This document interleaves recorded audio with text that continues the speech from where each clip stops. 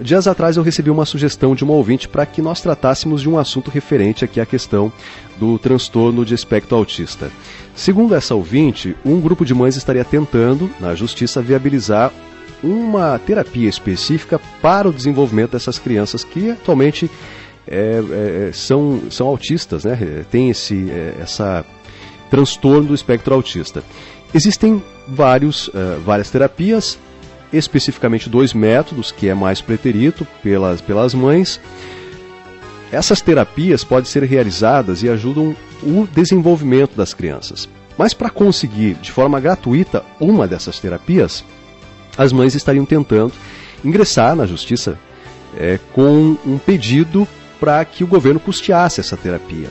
E o Ministério Público, para aceitar essa demanda, precisa de um laudo médico. Mas o laudo do médico, o laudo do SUS, não é o mesmo, não indica a mesma terapia que seria a terapia que estaria sendo pedida pelas mães.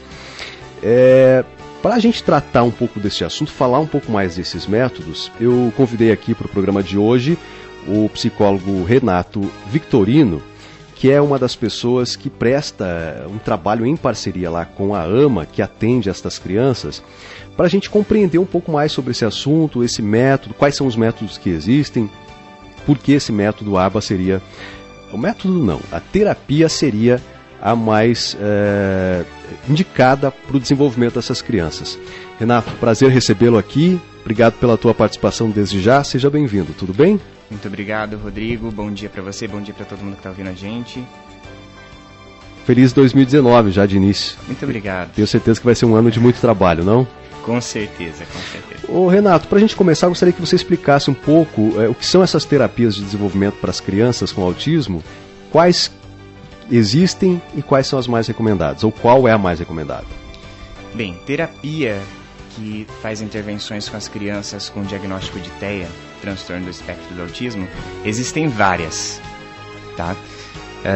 A gente pode falar um pouco sobre TEACH, sobre o método Sunrise e as terapias comuns mesmo, psicoterapia, terapia de fonoaudiologia, terapia ocupacional.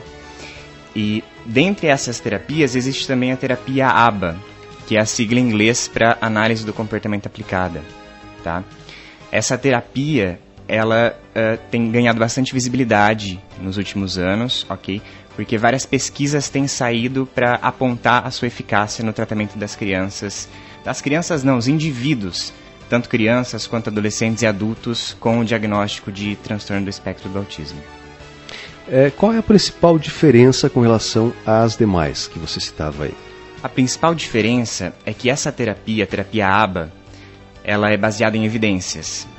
Existem diversos estudos que comprovam a eficácia dessa terapia, estudos que comparam as terapias convencionais, psicoterapia, intervenção feita utilizando formas ecléticas de intervir com as crianças, tá? E mostram que a terapia ABA, ela de fato produz uma melhora no comportamento do indivíduo mais significativa do que as terapias comuns. Quais exemplos e atividades você poderia nos dar, por exemplo, práticas com as crianças? Com relação a uma ou outra terapia? Uma outra terapia. Por exemplo, na terapia convencional, a criança, o indivíduo, ele vai uma vez por semana, normalmente, faz 1 hora de terapia, tá? E a intervenção é feita em vários âmbitos do desenvolvimento do indivíduo, em 1 hora. O outro diferencial importante da terapia ABA é que é uma terapia muito intensiva. A gente considera que para poder trabalhar todas as áreas de desenvolvimento da criança, seja a questão da linguagem, seja a questão escolar, motricidade, a parte de socialização, a gente precisa de muitas horas para isso. Então, um outro diferencial importante é que a terapia ABA é uma terapia intensiva e que, de preferência, deve acontecer de forma precoce também. O que eu falo intensivo é entre 10 a 40 horas por semana de intervenção. Hoje, atualmente, você me dizia que atende 28 crianças. Exato. Né? Esse tratamento, essa terapia aplicada, ela não é bancada pelo governo federal hoje? Não, atualmente não. Quem faz o pagamento das terapias são os pais, ok? O que muitos pais estão buscando, assim como você comentou que uma mãe veio entrar em contato com você, é que tanto os planos de saúde quanto o município custeiem essa terapia. Porque falando em terapia intensiva de 10 a 40 horas, imagine o valor que isso vai custar no final do mês para os pais. Okay? Então, uma terapia muito intensiva e muito cara. Por isso que a busca crescente de que os planos de saúde e o município paguem pela terapia ou pelo menos forneçam um auxílio para esses pais. Hoje o governo banca qual? Paga qual terapia? Qual método? As terapias que estão no rol da ANS. Tá? Nenhuma dessas terapias tem comprovação científica para intervenção com as crianças com autismo no momento. Eu até estive conversando na semana passada com um advogado que entende muito do assunto e ele disse para mim, olha, o médico tem feito essa opção por entender que esta terapia seria a mais indicada. Agora, com essa tua informação de que ela não é custeada, será que talvez não estaria aí, né, o governo federal deve ter como política pública o direcionamento de uma terapia e, portanto, daí teria uma dificuldade maior, talvez, do profissional do SUS em indicar essa outra terapia? Isso. Então, por ser uma terapia muito nova mesmo, eu acredito que muitos profissionais não conheçam sobre como funciona a aplicação e por que ela é tão indicada. Tá? Aqui no Brasil, ela é bastante recente. Nos Estados Unidos já existia um movimento alguns anos atrás, que a gente está começando a passar por ele hoje, tá? Porque lá é custeada essa terapia. Se o profissional atua com a terapia ABA, que tem comprovação científica, o governo custeia todos os gastos que os pais têm. Aqui no Brasil atualmente não é feito isso? Atualmente não. Embora no estado de São Paulo, o Tribunal de Justiça, ele exige que os planos de saúde custeiem essa terapia, toda a terapia, tá? Sob pena de multa, caso não cumpram. Okay? Eu gostaria de falar também, Rodrigo, sobre a terapia ABA. Ela é uma terapia, além da comprovação científica, ela tem base em dados. Então, tudo que a gente faz com a criança, com o indivíduo, é com base nos dados que a gente obtém com as intervenções. Então, todas as decisões que a gente toma, tá? Vou aplicar determinada intervenção e não outra, é com base no que o indivíduo vai nos mostrando. A gente tem registro de tudo que o indivíduo faz. Desculpe ser talvez repetitivo, mas então seria por isso que você, enquanto profissional, também faz uma opção por esta terapia? Exatamente. As outras terapias, as terapias convencionais, as custeadas, elas não têm como comprovar se o resultado das intervenções veio de fato das intervenções ou se foi outra variável do ambiente. Se foi a criança ter crescido ou ter passado por alguma situação em casa que a fez aprender determinado comportamento, eles não conseguem fazer essa diferenciação. Tá? E com base nos dados, a gente sabe exatamente se foi nós que aplicamos a terapia, que causamos essa melhora, essa mudança no comportamento do indivíduo, ou se foi algo que a criança aprendeu em outro contexto. Tem uma participação aqui, Renato, de uma mãe. Ela diz o seguinte: nós queremos que o município pague cursos para os profissionais que queiram fazer para ajudar na demanda. Como o Renato disse, são muitas horas de terapia e poucas pessoas que fazem a terapia ABA. Falta profissionais hoje? É isso? Olha, se a gente olhar a situação mundial, assim, faltam profissionais, porque a prevalência tem aumentado tanto que os profissionais com formação para atuar com a intervenção em análise do comportamento aplicada não estão dando conta do serviço. Tá? Então, de fato, sim, falta profissional para poder atender toda essa demanda. Okay? E uma das alternativas também, essa terapia, ela não precisa ser aplicada apenas em um contexto de consultório. Tá? Como forma de driblar esse valor alto da terapia, muitos pais optam por realizar as intervenções em casa sob supervisão do psicólogo com formação. Que é o caso, no teu caso, é o caso de assistência o atendimento que você dá. É isso. O atendimento também que eu ofereço atualmente é com as crianças na clínica, tá? Mas agora com algumas mudanças vou passar a oferecer esse serviço de treinamento de pais, de professores e de outros profissionais que também querem atuar com a terapia em outro contexto. Até mesmo para auxiliar essas famílias que não têm condições de oferecer para essa criança, para o filho, uma terapia que tem comprovação científica que de fato vai causar melhoras no comportamento. Para quem eventualmente não sabe o que é o espectro, a questão da condição do espectro autista, gostaria que você explicasse um pouco sobre isso para as pessoas. Ok.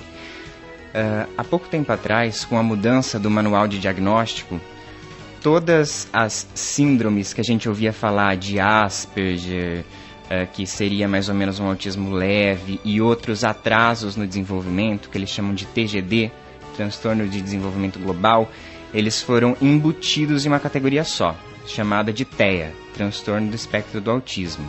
Tá?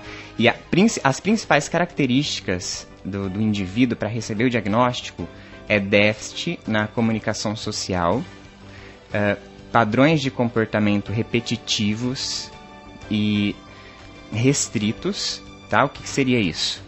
Os comportamentos repetitivos seriam as estereotipias que a gente conhece. A criança fazer movimentos com as mãos, pulo, girar em torno dela mesma. Varia bastante de criança para criança. O padrão restrito de comportamento seriam interesses restritos mesmo. Crianças que se interessam por poucos objetos ou só um objeto, tá? Tem a rotina muito rígida e não pode sair dessa rotina porque pode causar um desconforto ou alterações do comportamento. E com relação à comunicação social, é a junção da parte da linguagem, o atraso na linguagem, e também a dificuldade que esses indivíduos têm de se relacionar com o outro. Tá? Pode ser a dificuldade em interpretar sinais não verbais que a gente sempre passa durante uma conversa, tá? Pode ser a dificuldade de manter um contato ocular ou ter uma aproximação adequada das outras pessoas. E dentro do TEA, a gente divide em leve, moderado e severo com base na quantidade de apoio que o indivíduo necessita. Então, se a criança precisa de muito apoio, ela seria diagnosticada enquadrada ali num autismo um pouquinho mais severo. Agora, se a criança ela consegue fazer atividades da vida diária sozinha, a gente já enquadraria no leve. Eu te pergunto isso porque essa mesma mãe que me enviou esse WhatsApp, ela dizia o seguinte, que ela só foi identificar o autismo na filha ou no filho depois de um tempo e a partir de uma observação da irmã dela que conhecia um pouco mais do assunto. E ela disse assim, olha, como sugestão eu gostaria que você tratasse mais do assunto porque ainda é muito desconhecido. E eu tenho a informação que aumentou relativamente bastante nos últimos anos o número de crianças com o autismo aqui em Umuarama e na região, não? Isso, de forma global, vem tendo um aumento na prevalência do autismo. Ainda não há nenhum estudo conclusivo que nos indique o porquê esse aumento tem ocorrido.